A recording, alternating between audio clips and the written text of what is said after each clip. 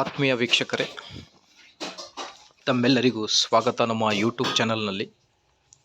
ಇಂದಿನ ಈ ಒಂದು ವಿಡಿಯೋದಲ್ಲಿ ಸರ್ಕಾರಿ ನೌಕರರಿಗೆ ಒಂದು ಪ್ರಮುಖ ಮಾಹಿತಿಯನ್ನು ಇಂದಿನ ಈ ಒಂದು ವಿಡಿಯೋದಲ್ಲಿ ಶೇರ್ ಮಾಡ್ತಾ ಇದ್ದೀನಿ. ಕರ್ನಾಟಕ ಸರ್ಕಾರದಿಂದ ಒಂದು ಇನ್ಫಾರ್ಮೇಷನ್ ಬಂದಿರುತ್ತೆ. ವಿಷಯ ಬಂದುಬಿಟ್ಟು ಸರ್ಕಾರಿ ನೌಕರರಿಗೆ ತಪ್ಪಾಗಿ ಹೆಚ್ಚುವರಿಯಾಗಿ ಅಥವಾ ಕಡಿಮೆಯಾಗಿ ಪಾವತಿಸಲಾದ ಭತ್ಯೆಗಳನ್ನು ಸರಿಪಡಿಸಿ ಮರು ಪಾವತಿಸುವ ಕುರಿತು ಅನ್ನೋದ್ರ ಬಗ್ಗೆ ಒಂದು ಆರ್ಡರ್ ಬಂದಿರುತ್ತೆ ಕರ್ನಾಟಕ ಸರ್ಕಾರದಿಂದ. ಮಾಹಿತಿ ಏನಿದೆ ಅಂತ ಡೀಟೇಲ್ ಆಗಿ ನೋಡ್ತಾ ಬರೋಣ. ವೀಕ್ಷಕರೇ, ನಮ್ಮ ಯೂಟ್ಯೂಬ್ ಚಾನಲ್ ವತಿಯಿಂದ ಡೇ ಬೈ ಡೇ ಎಲ್ಲ ಲೇಟೆಸ್ಟ್ ಅಪ್ಡೇಟ್ಗಳನ್ನು ತಮ್ಮೊಂದಿಗೆ ಶೇರ್ ಮಾಡಲಾಗುವುದು. ಕೆಲವೊಂದು ಚಾನಲ್ಗಳಲ್ಲಿ ನೀವು ವೀಕ್ಷಿಸ್ತಿರ್ಬೋದು ಅಪ್ಡೇಟ್ಗಳನ್ನು.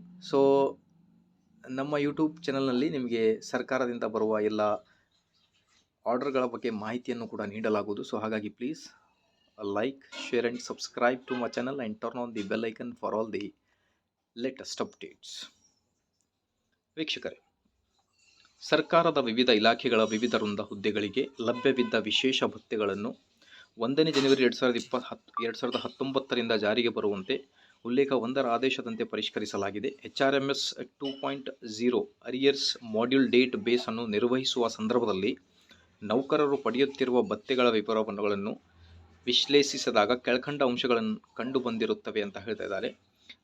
ಅದರಲ್ಲಿ ಮೊದಲನೇದಾಗಿ ವಿವಿಧ ವೃಂದ ಹುದ್ದೆಗಳ ಭತ್ಯೆಗಳನ್ನು ಅನ್ವಯಿಸದಿದ್ದರೂ ಸಹ ಭತ್ಯೆಗಳನ್ನು ಸೆಳೆಯಲಾಗಿರುತ್ತೆ. ತಪ್ಪು ವರ್ಗೀಕರಣ ಮಾಡಿ ಭತ್ಯೆಗಳನ್ನು ಸೆಳೆಯಲಾಗಿರುತ್ತದೆ. ನಿಗದಿತ ದರಕ್ಕಿಂತ ಹೆಚ್ಚಿನ ಅಥವಾ ಕಡಿಮೆ ದರದಲ್ಲಿ ಭತ್ಯೆಗಳನ್ನು ಸೆಳೆಯಲಾಗುತ್ತಿದೆ.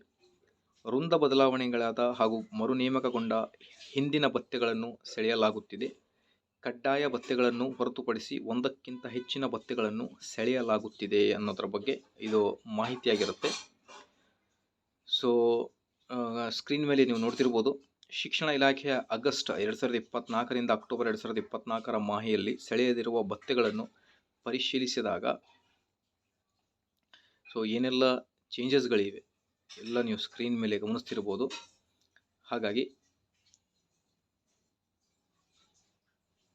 ಈ ಒಂದು ಆರ್ಡರ್ನಲ್ಲಿ ಎಲ್ಲ DDOಗಳು ತುರ್ತಾಗಿ ತಮ್ಮ ಹಂತದಲ್ಲಿ ಸೆಳೆಯಲಾಗುತ್ತಿರುವ ವಿವಿಧ ರೀತಿಯ ಭತ್ಯೆಗಳನ್ನು ಪರಿಶೀಲಿಸಿ ಇಲಾಖಾವಾರು ಪ್ರತ್ಯೇಕವಾಗಿ ಯಾವುದಾದರೂ ಭತ್ಯೆಗಳ ಸಂಬಂಧ ಆದೇಶ ಹೊರಡಿಸಿದ್ದರೆ HRMS 2.0 ತಂತ್ರಾಂಶದಲ್ಲಿ ಅಳವಡಿಸಲು ಆದೇಶ ಪ್ರತಿಗಳನ್ನು ಸಲ್ಲಿಸುವುದು.